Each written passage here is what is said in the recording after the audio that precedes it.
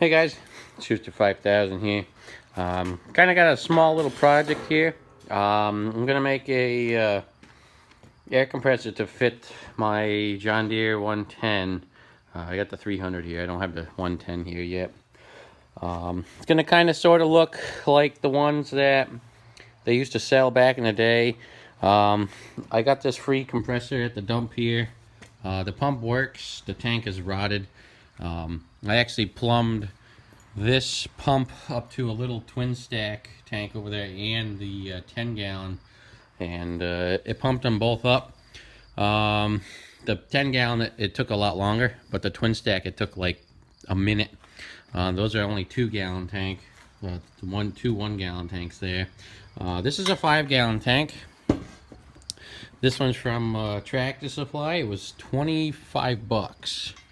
So I ended up taking out this valve. This valve is in there. They must put them in with a machine, because I used a 7/8 wrench, and the dead blow hammer is the only way I could even break it free.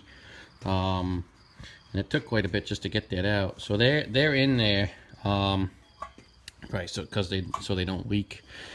But anyway, so I got that out. This is the original line that was on this air compressor. I got some new copper line. Got some new ferrules. I'll probably end up reusing these nuts. There's nothing wrong with these. Plus they fit. Let's see, this is the end here that goes on. I need to take this piece back off. And this piece fits that head. I don't know if this will come out of the head anyway. But anyway, it's not going to be really too involved. I'm going to have to build up a frame and whatnot. I'm going to be using this 5 gallon tank. I'm probably going to strip these decals off of it. They actually appear to come off very easy. This warning says it contains lead. Right, you can't even see it. Warning, contains lead. So, sanding this must be lead paint or something. I don't know. It is from China. But you wouldn't think, that this would be lead paint. It's brand new. I just bought it yesterday. But anyways, there's the warning label on it.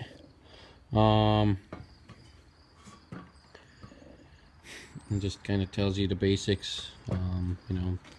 Drain the tank, this and that, and whatnot. So anyway, I'll probably end up cutting one of these feet here off, because I want to orientate the tank bung here vertical. And from right here, I can basically mount it like so. So I have to cut off this foot on this side. I'll probably end up cutting that one off too, because it doesn't need to be on there. Anyways, I'll orientate it this way. So you got a straight shot up with a unloader valve, which I just purchased on eBay.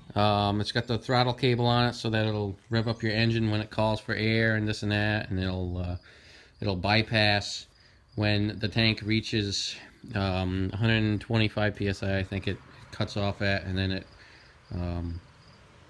kicks off at 100, or I don't know, something like that. I gotta read it, but the valve was made for a gas engine setup, not an electric. Electric one, you'd have the box here and just the power cord. But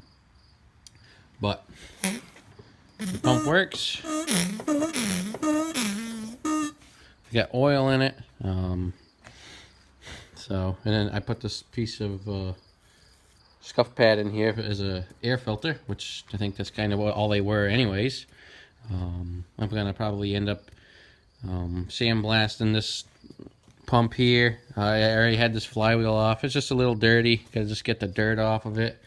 And I could sandblast it. I'll leave this tube on here, that way I don't get any dirt in the fins. I'll leave this in here as well. So the last thing you want to do is get air through the butterfly valve.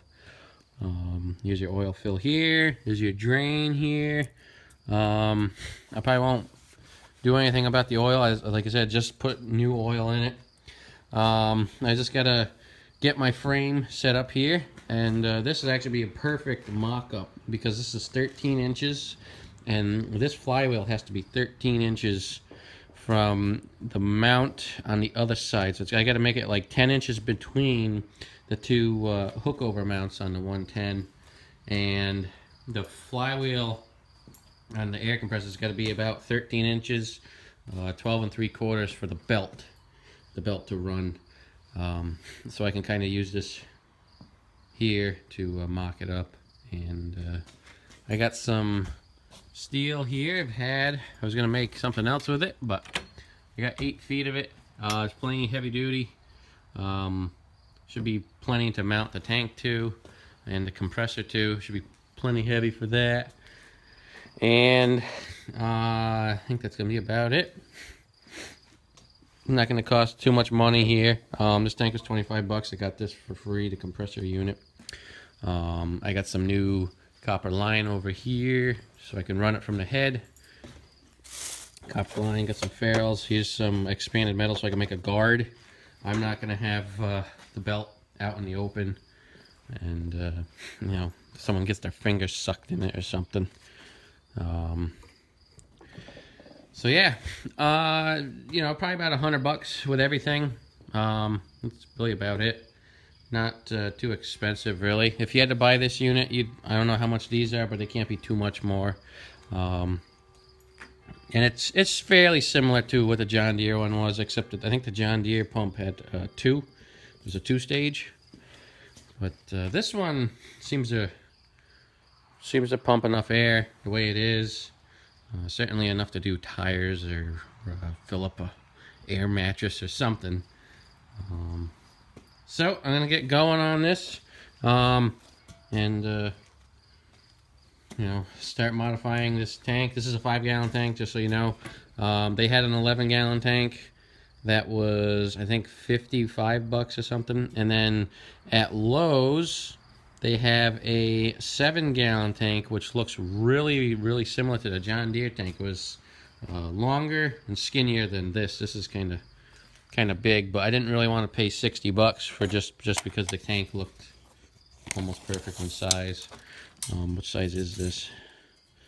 It was like a 9-inch, or about 9 inches. And then the length on it is, hold on here. So we got that flush there, probably about 16. So it's 9 inches by 16. I believe the John Deere tanks were 8, so this isn't really too much smaller than that. Maybe a couple gallons, but anyway, it should be a fun little project. Anyone got questions, let me know. I haven't messed with the air compressors all too much, so we might want to be doing some reading from some other people at the moment, but getting there. We'll see you guys in the next video.